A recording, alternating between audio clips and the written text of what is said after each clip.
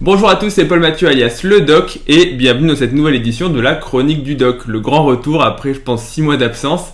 On va parler aujourd'hui de l'amputation de Flex Wheeler. Je pense que vous en avez entendu parler récemment puisque ça fait le tour des réseaux sociaux. Flex Wheeler, donc qui était un bodybuilder du début des années 2000, donc fin années 90, début années 2000, qui avait notamment participé à l'Olympia. Il est souvent appelé The Uncrowned Mr. Olympia, donc le Mr. Olympia qui n'a jamais été couronné puisqu'il a souvent était juste derrière Ronnie Coleman à la même période. Donc c'est un bodybuilder qui est très connu puisque à l'époque c'était un des meilleurs et c'est vrai qu'il avait une symétrie et une masse, enfin bref, il avait beaucoup de qualités physiques dans l'esthétisme. Il avait déjà eu des problèmes de santé puisqu'il avait été notamment transplanté d'un rein, on va y revenir un petit peu plus tard. Et là récemment on a appris par le biais donc des réseaux sociaux qu'il avait été amputé d'une jambe. Donc c'est arrivé un petit peu comme une nouvelle qui a fait l'effet d'une bombe, puisque personne ne s'attendait à ça, personne ne savait qu'il avait vraiment des problèmes de santé au niveau donc de ses jambes, et donc tout de suite c'est vrai que c'est une nouvelle qui est un petit peu entre guillemets choquante. Je pense que vous le savez, le but de ces chroniques c'est pas d'aller fouiller dans le dossier médical de telle ou telle personne, mais c'est plutôt un but de prévention, d'explication, et donc on va essayer de faire un peu le point sur sa maladie, pas sur lui en particulier, mais sur sa maladie, sur comment on peut prévenir ça, et finalement est-ce que ça a un lien avec le milieu du bodybuilding ou pas du tout, parce que c'est ça qui nous intéresse. Je dis nous, mais vous aussi je pense en tant que lecteur, c'est un peu de curiosité, mais aussi de savoir comment prévenir, comment guérir, etc. Donc qu'est-ce qu'on peut dire ? Donc Flex Wheeler, je pense que je l'ai assez présenté. Il avait déjà souffert donc de problèmes au niveau du rein. Il avait eu de mémoire, j'ai regardé avant les dates, je les connais pas par cœur, mais dans les années 99, des problèmes de rein qui avaient mis un terme assez brutalement à sa carrière. Donc il a une maladie qui s'appelle la glomérulonéphrite segmentaire et focale, qui est en fait, globalement, on va schématiser ça par une inflammation du rein qui se caractérise par une insuffisance rénale assez rapidement progressive et qui est assez grave puisqu'elle ne guérit quasiment jamais toute seule et elle entraîne l'insuffisance rénale. Donc en fait, il y a d'abord une inflammation du rein et ensuite, quand le rein est inflammatoire et qu'en fait les néphrons c'est en gros les unités fonctionnelles du rein, comme pour le muscle ce serait la fibre musculaire, donc les néphrons du rein sont détruits et le rein ne fonctionne plus, c'est-à-dire que le rein ne peut plus filtrer le sang, puisque c'est son but, le rein c'est un organe d'épuration qui fabrique l'urine et l'urine ça contient des déchets. Donc le rein n'arrive plus à filtrer le sang et donc ne produit à la fin, on va dire ça comme ça, plus d'urine, et donc le problème c'est que les déchets s'accumulent et donc il faut faire d'abord de la dialyse et éventuellement transplanter du rein.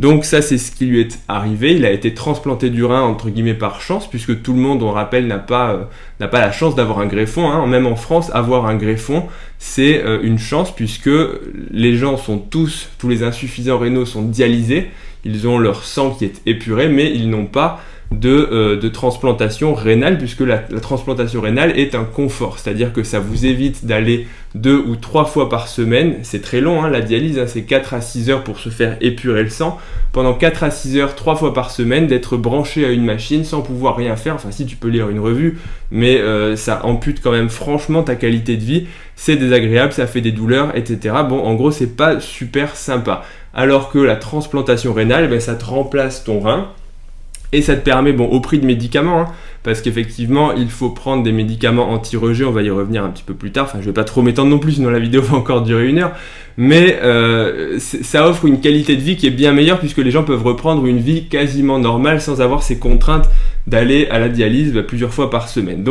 Mais le problème, c'est le nombre de greffons, c'est-à-dire que le greffon rénal, c'est un produit qui vient du corps humain, et donc il faut des donneurs. Donc des donneurs, ça peut être soit des gens qui sont décédés, soit des gens de ta famille, tes cousins, tes cousines, tes amis, du moment que le rein est compatible. Mais pas tout le monde a envie de donner un rein à quelqu'un qu'on connaît pas, ou même à un ami, parce que c'est quand même quelque chose d'assez traumatique, je sais pas, mais en tout cas, on t'enlève un rein et donc tu te dis, si on m'en enlève un et que l'autre qui me reste a un problème, qu'est-ce que je fais ? Bref, là on s'éloigne un petit peu du sujet, mais toujours est-il qu'il a eu déjà des problèmes de santé, et notamment des problèmes de santé qui avaient conduit à l'arrêt de sa carrière. Jusque-là, on avait entendu parler de lui assez récemment, puisqu'en 2017 il a fait un comeback, on peut voir, je vais essayer de vous incruster les photos, mais il était quand même revenu dans une forme, alors on va pas dire qu'il était au top niveau, parce que clairement c'était pas le cas, mais pour son âge et compte tenu de ses, de ses antécédents médicaux, c'était quand même un comeback assez réussi, dans le sens où il avait quand même un bon niveau.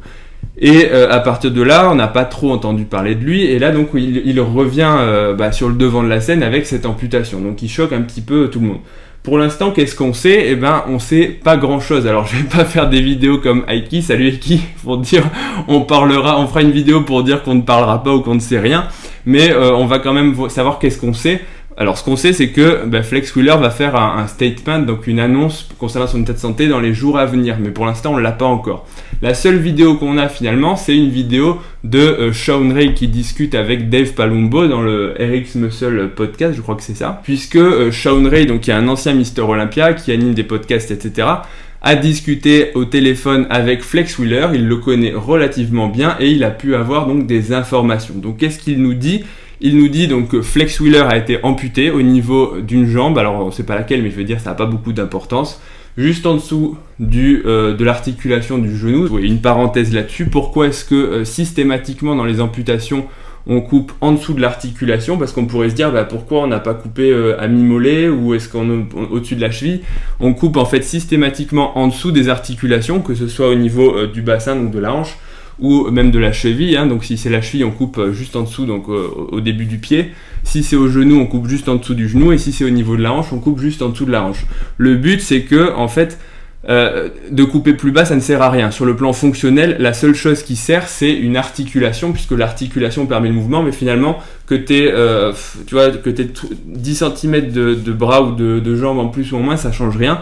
Et ça peut même être handicapant. Et là, l'autre avantage de couper juste en dessous de l'articulation, c'est qu'ensuite, quand on veut te mettre de l'appareillage, donc des prothèses, par exemple, les prothèses, c'est une jambe prothétique, ou comme ils ont certains coureurs handicapés, ou même, et j'ai pensé avant de faire la vidéo, on a en France Bionic Body, alors je prononce peut-être mal, mais je crois qu'il s'appelle, je sais plus son nom, je crois que c'est Edgar, qui a 2 jambes prothétiques. Donc comme vous pouvez le voir, ce sont donc des prothèses qui sont insérées. Je sais plus pour lui si c'est non, il a des jambes massives, donc c'est vraiment les jambes, donc en dessous du genou, donc c'est un peu pareil. On peut insérer sur le moignon en fait différents types de prothèses pour vraiment améliorer la qualité de vie. C'est comme les gens qui sont amputés au niveau du coude, et on peut leur greffer un bras avec une main articulée. Enfin, c'est pas une greffe, c'est un appareillage qui s'enlève.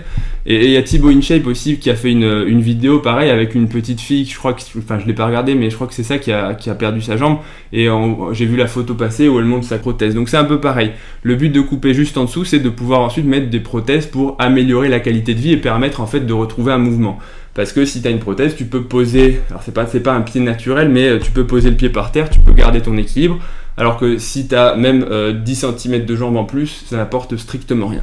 Donc fin de la parenthèse. On sait aussi qu'il a eu un problème que Shawn Ray qualifie d'un problème veineux. Alors, un problème veineux, ça ne peut pas causer d'amputation. Donc je pense que c'est une opinion, j'en sais rien, mais je suppose que quand il dit problème veineux, il confond ou il simplifie en fait un problème artériel. Parce que les indications d'amputation, en fait, il n'y en a pas 36 000. Il y en a, on va les schématiser en 3 indications principales. La première cause d'amputation, on va dire, c'est les traumatismes. Tu te fais écraser par une voiture, tu as le bras qui est déchiqueté ou la jambe qui est déchiquetée ou sectionnée. Tu vois, genre le mec qui travaille à la scierie et puis il a un bout de main qui part. On ne peut pas le rattacher, on va l'amputer de la main pour que ce soit propre, que ça évite les infections, etc. Donc ça c'est la première cause, on va dire, c'est les traumatismes. La deuxième cause, ce sont les infections, parce qu'en fait une infection, à la base l'amputation, c'est un traitement pour éviter la propagation d'une infection. Typiquement en France, ce sont les diabétiques qui sont amputés des jambes, que ce soit au niveau de la cheville ou au niveau du genou, pour prévenir les infections, parce que le diabète c'est une maladie qui cause des problèmes vasculaires, donc ça pourrit un peu les artères, ça pourrit aussi les nerfs. Donc en fait les diabétiques ce sont des gens qui se blessent et ils ont une sensibilité aux infections, là encore à cause du diabète, c'est vraiment une sale maladie. Et ils vont s'infecter en fait et les infections ne vont pas guérir pour plein de raisons qu'on va pas détailler. Mais du coup, quand tu as un gros abcès dans le pied ou ce qu'on appelle une gangrène en fait, c'est quand ton pied est en train de nécroser avec de l'infection. Parfois, quand les antibiotiques ne suffisent pas et qu'on ne peut pas sauver la jambe, le seul moyen d'arrêter l'infection pour éviter que les patients fassent ce qu'on appelle une septicémie, donc une infection généralisée, c'est de couper la jambe pour enlever le foyer infectieux. Si tu as un amas de pus, qu'est-ce que tu fais? Tu enlèves le pus. Donc ça c'est la deuxième indication. La troisième indication, c'est tout ce qui est problème artériel, en fait la nécrose. Donc la nécrose c'est la mort des tissus qui est en rapport avec les problèmes de vaisseaux. C'est de ça dont on va parler parce que je suis convaincu que c'est ça qui lui est arrivé, d'autant plus que Sean Ray nous dit c'est quelque chose qui était chronique, il avait déjà des douleurs donc quand il avait fait son comeback donc en 2017. Donc ça veut dire que le pauvre Flex Wheeler, qu'est-ce qu'il avait ? Il avait des douleurs au niveau de ses jambes, il avait des problèmes de circulation, donc encore une fois on suppose artérielle, et que là en fait c'est l'évolution on va dire terminale de sa maladie qui lui a causé l'amputation. Donc ça c'est une maladie qui s'appelle l'artérite oblitérante des membres inférieurs, son acronyme c'est AOMI. Donc ça veut tout simplement dire en fait qu'il y a une maladie artérielle au niveau des membres inférieurs. Donc de la même façon qu'on peut avoir en fait des artères malades dans n'importe quel territoire, partout où on a une artère en fait on peut avoir des calcifications, de l'athérome, enfin tout ce qui va venir boucher les artères, que ce soit au niveau des artères du cœur, les coronaires, et encore une fois c'est mon métier de m'en occuper, que ce soit au niveau des artères carotides, mais ça peut plus rarement être au niveau des artères du bras, mais finalement ça peut être un peu partout. Et donc dans cette maladie, l'artérite des membres inférieurs, ce sont les artères donc des jambes, au niveau donc iliaque, fémoral, tibial, etc. Donc toutes les artères des membres inférieurs qui vont être touchées par ce qu'on appelle de l'athérome. L'athérome c'est quoi ? L'athérome c'est schématiquement ce qu'on appelle le cholestérol, les plaques de cholestérol qui viennent et qui encrassent les artères et qui rétrécissent les artères jusqu'à ce qu'elles se bouchent, et quand elles se bouchent, alors au niveau du cœur ça fait un infarctus, au niveau du cerveau ça fait un accident vasculaire cérébral, et au niveau des jambes on va voir ce que ça fait de la nécrose, et ça fait que votre pied devient tout noir, et tout noir, douloureux, et que finalement si on n'arrive pas à déboucher, il faut couper. Cette maladie, elle survient principalement, plus on vieillit et plus on a de risque de l'avoir, mais c'est tous les facteurs de risque d'athérome, de calcification artérielle, c'est-à-dire principalement le tabac, l'hypertension, le diabète, le cholestérol, et il faut le savoir, mais même si c'est pas très fréquent, les problèmes de rein, l'insuffisance rénale, c'est un facteur majeur, et la dialyse aussi, c'est un facteur majeur de calcification et de lésions artérielles. Donc en fait, Flex Wheeler, quand il est dialysé, il a des problèmes de rein, et en plus il a dû prendre aussi tout ce qui était corticostéroïdes, c'est-à-dire tous les traitements immunosuppresseurs pour son greffon. Bref, tout ça détruit lentement les artères, donc pour peu qu'il était prédisposé, ça pose ce genre de problème. Donc, si on résume cette maladie, en fait, qu'est-ce qui se passe ? Anatomiquement, on a des artères pour distribuer le sang. Il faut bien différencier artères et veines, donc ça c'est des cours qu'on voit au niveau du collège, mais c'est toujours bon de le rappeler, les artères ça part du cœur, et ça arrive jusqu'en périphérie, donc les organes, le cœur, les jambes, les pieds, les muscles, et ça apporte du sang oxygéné. Ensuite, après, il y a les capillaires pour faire tous les échanges dans les tissus, et ensuite, après ces capillaires, il y a le retour veineux qui se fait par les veines. Donc les veines, en fait, c'est ce qu'on voit au niveau des bras, c'est ce qui est très superficiel, ce qui est compressible, et ce qui ramène le sang qui est désoxygéné, puisque l'oxygène a été consommé au niveau des tissus périphériques, au niveau du cœur. Une fois qu'on a dit ça, donc ça veut dire quoi ? Ça veut dire que si les artères sont malades, il va y avoir un défaut d'apport d'oxygène, mais l'oxygène mais aussi les nutriments pour faire vivre les cellules au niveau des tissus. Donc quand vos artères se rétrécissent, il va y avoir un manque d'oxygène et un manque de nutriments. Donc la maladie va évoluer en plusieurs stades. Le premier stade, il est ce qu'on appelle asymptomatique, c'est-à-dire que si on fait des mesures, on peut voir, ou des imageries, on peut voir qu'il y a des rétrécissements, mais ils n'ont pas de conséquences cliniques. C'est-à-dire que finalement, on est malade sans le savoir. Le deuxième stade, en fait, c'est quand il y a ce qu'on appelle une claudication. Claudication, ça veut dire qu'en fait, il y a des douleurs au niveau des jambes qui vont entraîner des douleurs à l'effort, notamment lorsque l'on marche. En gros, au repos, tout va bien. Même si l'artère est très rétrécie, le sang circule et les besoins sont suffisants par rapport... l'inverse, les apports sont suffisants par rapport aux besoins. Par contre, quand on commence à faire une activité physique, que ce soit de la marche, que ce soit du curl biceps pour ses biceps, si l'artère est rétrécie, il ne peut pas y avoir d'augmentation d'apport de sang et donc d'oxygène. Donc, qu'est-ce qui se passe ? Les apports sont insuffisants par rapport aux besoins. Et donc, c'est tout simplement des douleurs, entre guillemets, de brûlure, comme on ressent à la salle de sport. Vous arrivez à la fin de votre série, vous êtes à la 20e répétition, ça brûle comme pas possible. Et qu'est-ce que vous vous dites ? Vous vous dites, j'arrête ma série. Parce que j'en peux plus, ça me fait super mal et c'est plus possible.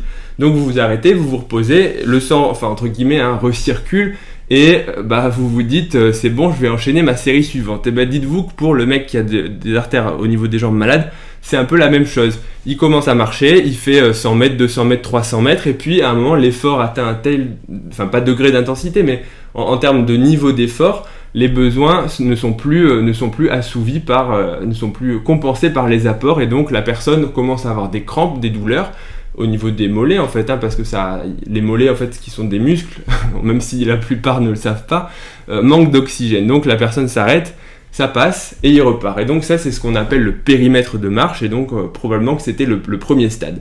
Le troisième stade, c'est quand les douleurs sont au repos. En gros, l'artère est tellement rétrécie que même au repos, quand on fait rien, le muscle est en permanence en fait en souffrance. C'est un peu comme si vous aviez des douleurs au niveau du biceps, comme de la brûlure en fait, ou des quadriceps, bref, ce que vous imaginez, mais en étant allongé ou en train de dormir. Et en fait, c'est ce que dit Shawn Ray quand il a parlé à Flex Wheeler, c'est que ce sont des douleurs qui sont absolument insupportables. Et effectivement, pour en avoir vu et pour avoir participé au traitement, on va discuter juste après, mais ça fait vraiment super mal. Imaginez-vous avec une brûlure musculaire, vous savez, puisque vous faites tous de la muscu, je suppose, ça fait super mal. Imaginez que maintenant vous avez ça en permanence dans la journée ou même quand vous dormez, c'est horrible parce que ça réveille la nuit. Les patients, ils essaient de bouger, ils essaient de mettre leurs jambes dans n'importe quelle position, mais en fait, il n'y a rien qui fait. Alors si, des fois, ils marchent un petit peu, ça passe, ils surélèvent la jambe, ça passe aussi, mais c'est temporaire et c'est vraiment des choses qui sont abominables. Donc effectivement, quand il dit que c'est une sale maladie, il l'a pas dit, mais moi je le dis, c'est une sale maladie qui handicape vraiment les gens. Donc quand ça vous arrive, il faut le prendre en charge assez rapidement et il ne faut pas attendre d'être jusque-là. Et le quatrième stade, c'est le stade de gravité, quand en fait l'artère est soit bouchée, ou en gros c'est l'ischémie. Donc l'ischémie, c'est le manque d'oxygène critique. Il y a même pire que des douleurs, il y a ce qu'on appelle des troubles trophiques et de la nécrose. C'est-à-dire que c'est typiquement les gens qui vont avoir les pieds, les orteils qui deviennent noirs parce que il y a tellement peu de sang qui circule que les tissus en périphérie n'ont plus de sang et ils meurent en fait. Donc tu as les orteils qui deviennent noirs, tu as des cratères qui se forment parce que la peau nécrose. Donc à la limite je vais dire ça fait même pas, des fois ça fait même plus mal en fait, quand l'orteil il est tout noir et qu'il est nécrosé, tu le sens plus. Mais parfois les douleurs sont encore présentes et ça fait super mal. Et le risque de ça quand tu as un tissu nécrosé, quand tu as un orteil qui est noir ou quand tu as des ulcères artériels avec en gros des cratères, c'est que ça peut faire très mal. Et surtout il y a un risque majeur d'infection. Donc comme on a dit tout à l'heure, l'infection c'est quand même quelque chose qui tue encore même aujourd'hui beaucoup de monde. Donc si tu as une infection au niveau des jambes, au niveau des pieds et qu'elle est non contrôlée, on peut être amené à t'amputer. Donc je pense que là on a fait un petit peu le tour de la maladie. Pourquoi certaines personnes sont plus atteintes que d'autres ? En fait, il y a un mécanisme qui est vraiment super bien fait dans le corps humain, c'est l'adaptation. Donc même si vous avez les artères rétrécies, si tu prends deux personnes qui ont exactement le même rétrécissement au niveau d'une artère, si tu en as un qui fait pas d'activité physique, pas de sport et qui est en permanence sur son canapé, il va pas développer ce qu'on appelle les collatérales. Les collatérales, c'est des petites artères, des capillaires qui vont, pas des capillaires, mais des petites artères accessoires en fait qui vont se développer, se créer et s'ouvrir pour en fait contourner en fait l'artère qui est rétrécie. Et donc ces collatérales se développent en fait en faisant de l'activité physique. En fait, c'est la même chose que quand vous voyez les mecs qui font de la muscu, il y en a qui ont plein de veines. Alors souvent, c'est quand même une bonne part de prédisposition génétique. Mais on développe ce capital veineux, mais on développe aussi le capital artériel. Les artères aussi se développent et les chemins artériels se multiplient pour favoriser l'apport de sang et d'oxygène aux muscles quand on fait de l'effort. En gros, plus on habitue notre corps à faire un effort, et plus il se dit il faut que je me prépare pour la fois suivante. Donc il développe en fait ses artères, il développe ses veines. Donc là c'est la même chose.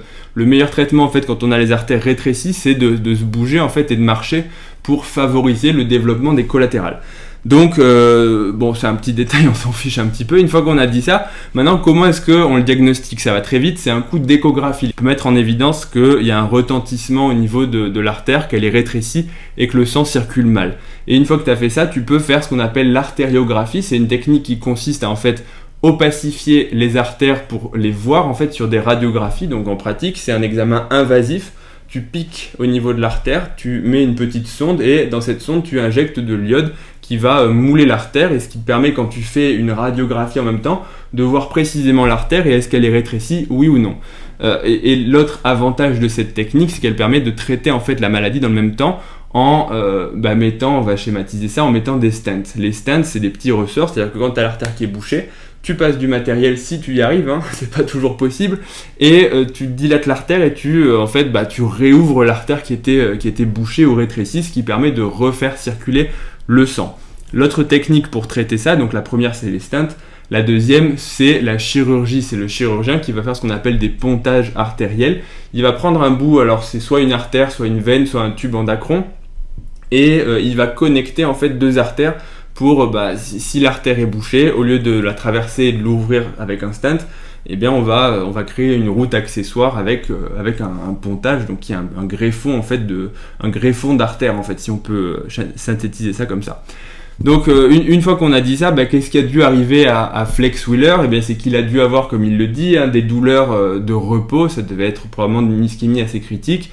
Et la procédure qui a dû se compliquer, c'est probablement, encore une fois, je mets des guillemets et du conditionnel parce qu'on sait pas, et de toute façon ça change pas grand chose, mais on a dû tenter de lui revasculariser ses artères, ses membres inférieurs, mais il y a peut-être eu un échec, une complication, ou parfois c'est tout simplement pas possible, hein, c'est-à-dire qu'il y a tellement plus d'artères, et chez certains patients, toutes les artères en fait, toutes les grosses artères sont bouchées, et tout ce qu'on peut voir quand on injecte l'iode, donc pour faire l'imagerie de ces vaisseaux, c'est uniquement en gros des petits cheveux, hein, des multiples petits cheveux qui sont tellement petits qu'on peut passer aucun matériel dedans. En gros, c'est que de la microcirculation, c'est que des collatérales et on peut rien faire. Et ça permet pas forcément entre guillemets aux pieds de survivre aux membres inférieurs. Et quand on arrive là, pour peu qu'il ait des douleurs invalidantes et qu'il en peuvent plus ou qu'il s'infecte ou que je suppose que le traitement, c'est l'amputation. On lui dit on a fait tout ce qu'on a pu, on n'a pas réussi, donc maintenant il faut couper au niveau de la jambe. Donc c'est un peu terrible. Je crois que j'ai fait le tour. Il faut souhaiter un bon rétablissement à Flex Wheeler. Hein. Encore une fois, c'est un mec qui a prouvé quand même qu'il était capable de se battre et qu'il avait un mental franchement coriace, parce que revenir sur la compétition quand tu as été transplanté d'un rein, quand tu as insuffisance rénale, quand tu as des problèmes de jambes, comme ça, franchement, faut dire respect, et donc je vous encourage tous à aller lui mettre un petit message positif pour lui souhaiter un bon rétablissement. Et s'il y a d'autres informations qui sortent, et peut-être encore une fois je mets un conditionnel, peut-être je me suis trompé et peut-être que ça n'a pas de rapport, mais à ma connaissance il n'y a pas d'amputation sur des problèmes de veine, hein. Je peux me tromper, mais j'ai jamais entendu parler de ça. Donc voilà, auquel cas je rectifierai et je ferai mon mea culpa en public. Donc je vous dis à bientôt, et juste maintenant pour ceux qui ont tenu jusque là, c'est vrai que j'ai pas fait beaucoup de vidéos pendant les 6 mois derniers, j'ai eu pas mal de choses à faire, ma thèse, mon mémoire, la vie quoi, hein. C'est quand on n'est pas youtubeur professionnel, mais j'ai pour projet de devenir youtubeur professionnel. Non, je rigole. Et donc je vais essayer de refaire des vidéos un peu plus régulièrement, pas de me remotiver, mais surtout de retrouver le temps.